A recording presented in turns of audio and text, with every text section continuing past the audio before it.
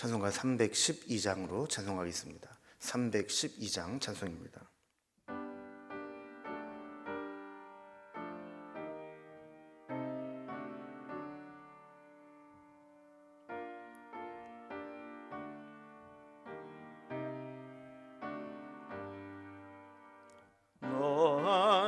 하나님께 이끌리어 일평생 주만 바라면 어려울 때 힘주시고 언제나 지켜주시리.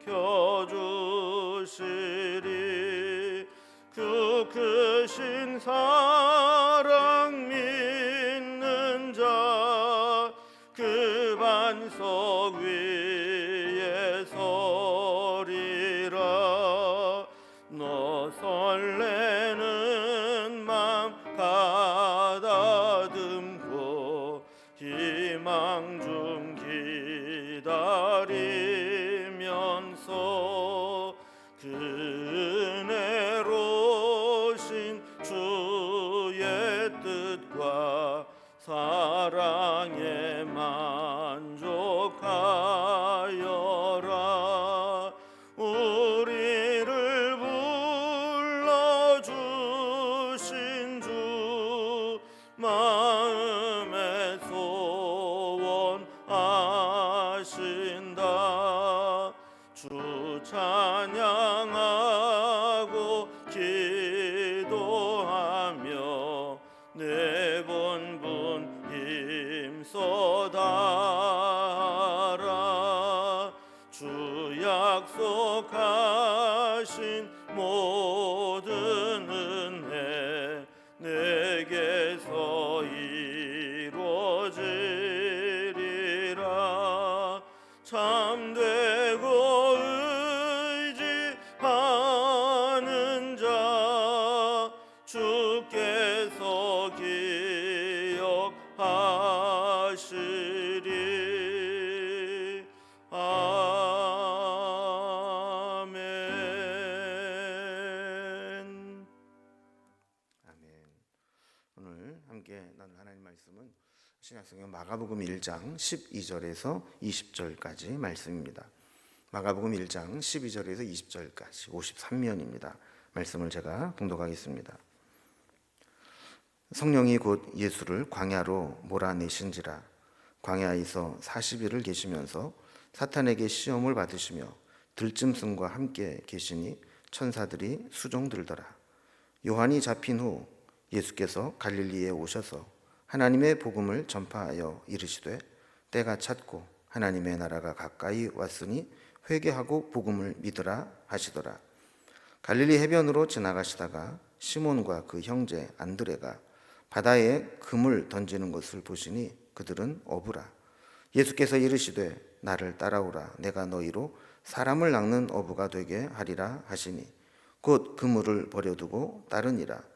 조금 더 가시다가 세베대 아들 야고보와 그 형제 요한을 보시니 그들도 배에 있어 그물을 깁는데 곧 부르시니 그 아버지 세베대를 품꾼들과 함께 배에 버려두고 예수를 따라가니라. 아멘. 어제부터 우리가 마가복음의 말씀을 이제 시작했는데 마가는 이제 구약에 예언된 대로 주의 길을 준비하는 하나님의 사자, 또 광야에 외치는 자의 등장으로 하나님의 아들이 그리스도가 되어 이 땅에 오셨음을 선포하는 것으로 기록을 하고 있습니다. 주의 길을 예비하는 세례 요한의 등장과 또 그에게 세례를 받으심으로 예수님은 우리의 죄를 대신해서 죽으실 것임을 드러내셨죠. 그리고 오늘은 이제 이후에 이제 40일 동안 광야에서 사탄에게 시험을 받으시며 이겨내신 후에 갈릴리로 다시 돌아오셔서 복음을 선포하며 이제 공생애를 시작하시는 장면이 기록되어 있습니다. 하나님의 복음을 전파하시고 또 갈릴리에서 어부들 중에서 4명을 제자로 부르시는 그런 내용이 오늘 본문에 기록되어 있습니다. 오늘 본문의 내용을 좀 단락별로 구분을 해보면 먼저 12절과 13절에서는 성령에 이끌려서 광야로 가신 후에 거기에서 사탄에게 시험을 받으시는 장면이 기록되어 있습니다. 14절에서 15절까지는 시험을 이겨내시고 이제 갈릴리로 돌아오셔서 하나님 나라의 도래를 전하는 복음을 전하시고 또 회개의 복음을 함께 전하시는 것이 기록되어 있습니다. 16절에서 20절까지는 갈릴리 어부 중에서 이 4명을 제자로 부르시는 그런 장면이 기록되어 있죠. 이제 단락별로 좀 살펴봅니다. 첫 번째 단락입니다. 광야에서 시험을 받으시는 내용입니다. 지난 본문에서 예수님은 공생애를 시작하시면서 세례 요한에게 세례를 받으시고 마치 왕의 이 대관식을 연상하도록 성삼위 하나님께서 한 자리에서 예수님을 축복하는 그런 영광스러운 장면을 살펴보았습니다. 그런데 12절 말씀을 보면 분위기가 갑자기 확 바뀌어서 그 성령님께서 곧 예수를 광야로 몰아내셨다 이렇게 기록을 하고 있죠. 자, 그러니까 시험을 받으시는 것이 바로 성령님의 계획 가운데 있었다는 거예요. 바로 직전까지만 하더라도 아주 영광스러운 세례식이 있었는데 이제 갑자기 12절에서 이렇게 성령께서 예수님을 광야로 몰아내신 겁니다. 그리고 13절을 보면 이제 광야에서 40일을 계시면서 사탄에게 시험을 받으시면서 또 들짐승과 함께 광야에 계셨는데 천사들이 그들을 수종들게 되었다 하는 내용이 기록되어 있습니다. 예수님의 이 세례 받으심이 죄인된 인간을 사하기 위해서 대신 죽으실 것을 상징한 것이었다면 광야에서 시험 당하시는 사건은 우리가 살아가면서 만나게 될 영적 싸움에 대해서 상징적으로 보여주시는 겁니다. 마태복음에서는 이제 3가지 시험이 나오고 예수님이 이 시험들을 말씀으로 물리치는 장면이 상세하게 기록되어 있지만 마가복음에서는 이 시험을 이겨내시고 또 우리가 당할 영적 싸움에서도 이김을 주신다라는 것을 그냥 간단하게 선포하고 있습니다. 13절 뒷부분에 보면 광야에서 시험 당하시는 동안 천사들이 수종 들었다 이런 말씀이 기록되어 있죠. 이것은 시험 당하시는 동안 하나님께서 천사들을 보내서 시험을 이겨내실 때까지 예수님과 함께 하셨음을 보여주는 것입니다. 우리도 광야 같은 세상을 살아갑니다. 광야에 있는 것은 호시탐탐 우리를 괴롭게 공격해 오는 들짐승과 또 우리를 영적으로 무너지도록 시험하는 사탄의 시험이 있는 곳입니다. 예수님은 이제 사탄의 시험을 자신의 능력만으로도 능히 물리칠 수 있지만 마태복음에서도 기록하신 것처럼 예수님은 기록되었으되라고 말씀을 통해서 사탄을 이겨내셨습니다. 그럼 우리도 살아가는 이 광야는 사탄과 들짐승들로부터 수많은 공격을 받는 곳입니다. 우리에게 보여주시는 교훈은 예수님이 이 시험을 이겨내신 것과 마찬가지로 우리도 이겨낼 수 있다는 겁니다. 우리의 힘으로만이 아니라 하나님이 예수님의 시험 중에 천사를 통해서 수종들게 하시고 이기게 하신 것처럼 우리도 시험 가운데 있을 때 천사를 보내서 우리를 도우시고 시험에서 능히 이기도록 해 주시는 것이죠. 이렇게 예수님은 광야에서 시험을 받으셨고 우리가 싸워야 될 영적 싸움에서 이기는 것들을 보여주시면서 이제 공생애를 시작하십니다. 두 번째 단락을 보면 예수님 이제 갈릴리에서 하나님 나라의 도래와 회개의 복음을 전하시는 장면이 나오게 됩니다. 세례와 시험을 통해 준비를 마치신 예수님이 이제 본격적으로 이제 공생애를 시작하십니다. 14절 말씀 보면 요한이 잡힌 후 예수께서 갈릴리에 오셔서 하나님의 복음을 전파하여라고 기록하고 있습니다. 한 가지 재미있는 것은 예수님의 사역이 언제 시작되느냐? 세례 요한의 투옥과 함께 시작됩니다. 그러니까 복음의 선구자로서 역할을 했던 세례 요한의 사역은 마무리가 되고 이제 본격적으로 예수님의 사역의 시대가 시작되었다라는 것이죠. 예수님은 이제 공생애를 시작하시면서 갈릴리로 오셔서 하나님의 복음을 전파하셨는데 이사야서 9장 1절 2절에 보면 이 이방의 갈릴리를 하나님은 이제 영화롭게 하셨고 흑암에 행하던 백성이 큰 빛을 보고 사망의 그늘진 땅에 거주하던 자에게 빛이었다 이렇게 기록을 하고 있죠. 이 말씀대로 예수님은 뭐 화려한 예루살렘이나 뭐 이런 곳에서 복음을 시작하신 것이 아니라 사망의 그늘진 땅으로 알려진 갈릴리에서 복음의 공생애를 시작하신 것을 보게 됩니다. 15절에 보면 예수님이 전파하신 하나님의 복음의 핵심이 나오게 됩니다. 이르시되 때가 찼고 하나님의 나라가 가까이 왔으니 회개하고 복음을 믿으라 하는 것입니다. 자, 때가 찼다라는 것은 완료 수동 형태입니다. 그러니까 이미 하나님이 정해주신 때가 다 찼다라는 거예요.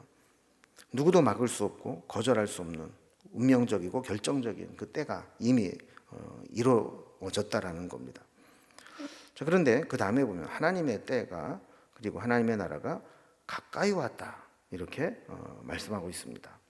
그러면 이미 때가 찼다라는 완료형과 가까이 왔다라는 미완료의 시제는 서로 모순인 것처럼 보이지만 의미적으로는 우리에게 분명히 시사하는 것이 있습니다. 하나님의 때가 이미 왔다는 겁니다. 그래서 시작되어서 이제 완성을 앞두고 있다라는 것이죠.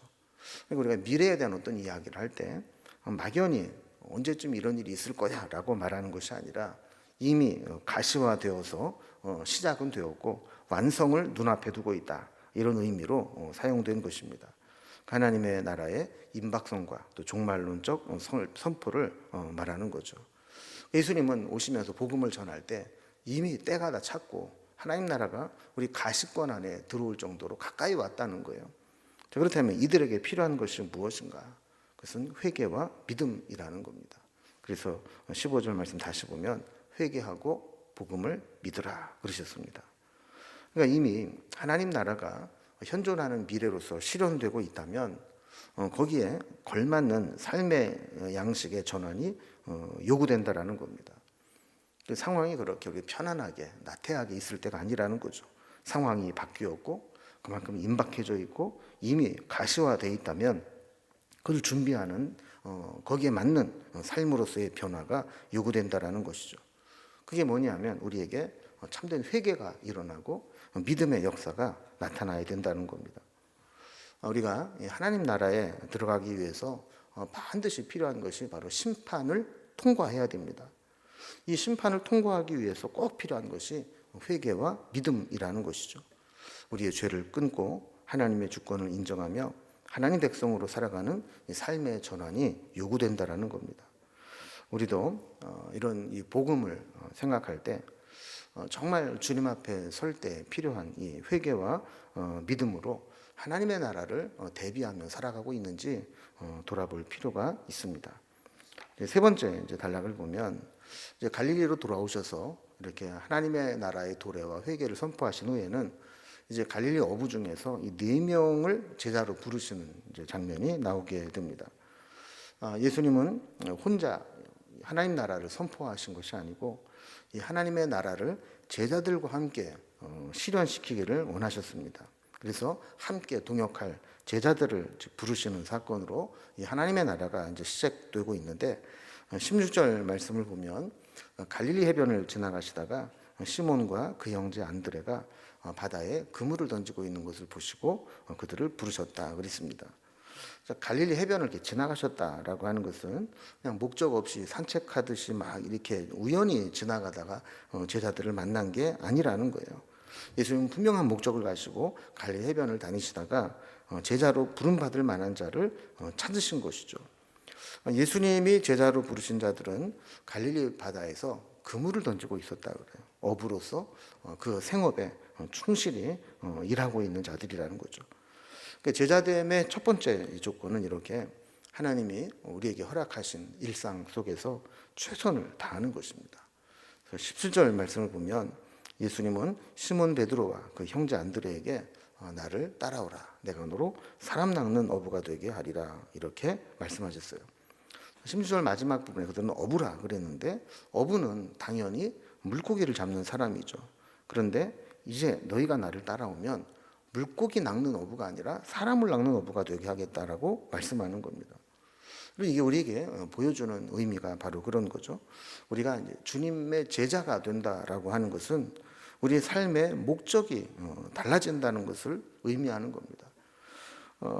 돈을 찾고 생업을 위해서 쫓아다니던 인생이 이제는 예수님을 따르는 인생으로 바뀐 것이고, 물고기를 잡으러 다니던 사람이 이제는 사람을 얻는 삶으로 바뀐다는 겁니다. 진정한 의미에서 제자는 나 혼자서 제자의 삶을 사는 것도 중요하지만 이제는 사람 낚는 일을 하는 것, 사람을 살리고 영혼을 살리고 그를 제자로 만드는 것, 이것이 진짜 제자의 삶이라는 것을 우리에게 보여주는 겁니다. 이렇게 제자는 인생의 목적이 달라지고 삶의 방향이 달라지는 것을 의미합니다. 18절 말씀을 보면 예수님의 부르심에 이 베드로와 안드레는 곧 그물을 버려두고 따랐다 그래요. 이 마가복음에 자주 등장하는 이 곧이라는 이 단어가 여기에서도 등장하죠. 그러니까 그들은 주님의 부르심 받았을 때 즉각적인 순종을 했다라는 거예요. 여러분, 보통 사람들에게 가장 우선적으로 여겨지는 우선순위 중에 하나가 생계 수단입니다. 생업을 포기하면서까지 뭔가를 한다는 것은 인생에 있어서 정말 중요한 변곡점을 맞이했다는 것을 의미하는 것이죠. 그런데 예수님께서 나를 따라와라, 사람 낚는 어부가 되겠다 했을 때 그들은 그들의 생계에 가장 중요한 이 그물을 버려두고 예수님을 쫓았다는 겁니다. 그들의 변화와 선택에는 망설임이나 주저함이 없었습니다. 즉시 곧 그물을 버려두었습니다. 지금까지 살아온 것에서 과감하게 돌아서서 주님을 따르는 삶을 선택했습니다.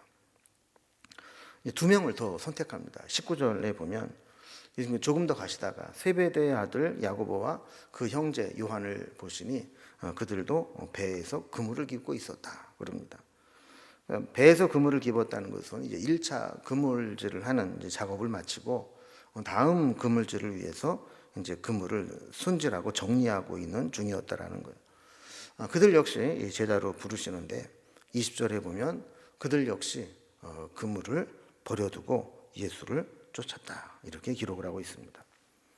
여러분, 이제 제자로 부르시는 장면 그리고 부르심에 응답하는 장면을 보면 우리는 이 부르심에 순종하는 제자들의 모습을 보면서 내가 버릴 것은 무엇이고 내가 따를 것은 무엇인지 거기에 대해서 우리가 올바르게 버리고 따르고 있는지를 점검해 볼 필요가 있습니다.